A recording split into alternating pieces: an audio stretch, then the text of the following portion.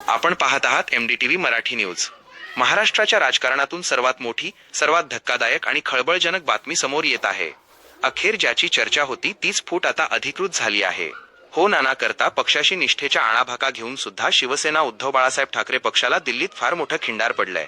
ठाकरे गटाच्या एकूण 9 खासदारांपैकी तब्बल 6 खासदारांनी बंडाचे निशाण फडकावले असून त्यांनी मुख्यमंत्री एकनाथ शिंदे यांच्या शिवसेना पक्षात जाहीर प्रवेश केला आहे।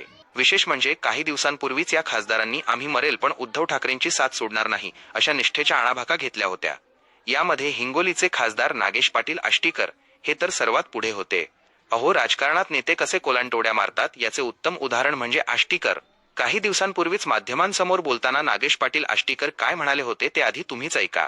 पाहिला आणि बराच वेळ विचार करत बसलो की पुष्कळ दिवस झालं म्हणजे ते मागे चर्चा होती 7-8 जण जाणार, असं होणार तसं होणार, त्याला आता थोडासा ब्रेक लागला।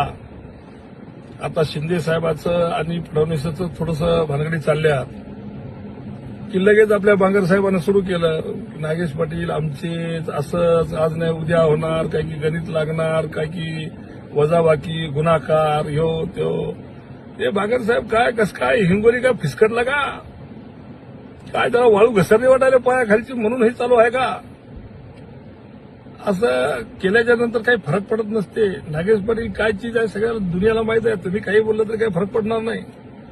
पण मला असं वाटायला लागलं की हिंगोलीमध्ये लई टर्या मारू लागले, काही जरा असं कमी जास्त झालंय का म्हणून आमची काहीतरी असं काय अजून दुसरं काही पैंत्रे आजमावं लागायले काय तुम्हाला? असं काही वक्तव्य करून काही फरक पडणार नाही। काम करा, मेहनत करा, लोकांना खुशामती करा, लोकांना हात जोडा। असं काय दंडकच दाखवले होय ना, हात जोडा होईल काही ना काहीतरी, पण अशा अफवा केल्यानं काही फरक पडत नसतो आणि ते पण अशा टायमाला अफवा केल्यानं काही फरक पडत नसतो।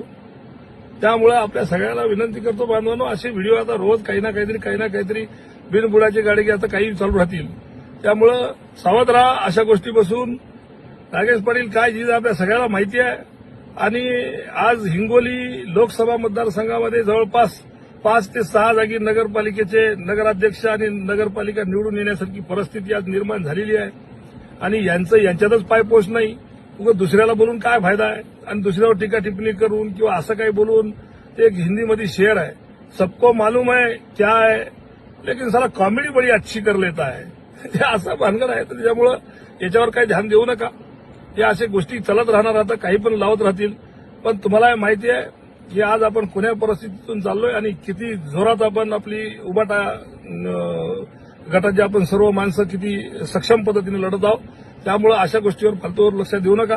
आता यांना असंच काही ना काहीतरी केल्याशिवाय पर्याय नाही आहे।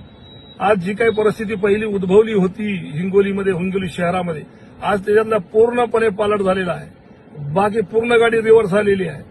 भिसेपाडीला जोरात उभा आहे, जोरात सुरू आहे। त्यामुळे आता काही ना काहीतरी असेच पैत्रे आजमावं लागतील। आज कळमनुरीमध्ये 1 नंबरची परिस्थिती आपलीच आहे। त्यामुळे हे असं गोष्टी होत राहणार आहेत। त्यामुळे आपण याच्याकडे काही लक्ष घालू नका मित्रांनो। आपल्या जोरात काम करा। कोणत्याही परिस्थितीमध्ये उद्धव बाळासाहेब ठाकरेच्या पाठीशी खंबीरपणे उभे राहा आणि मी पण उभा आहे आणि काळजी करायची काही आवश्यकता नाही। आपण काही दिवसांपूर्वीची ही भाषा आणि आज थेट एकनाथ शिंदेंच्या दरबार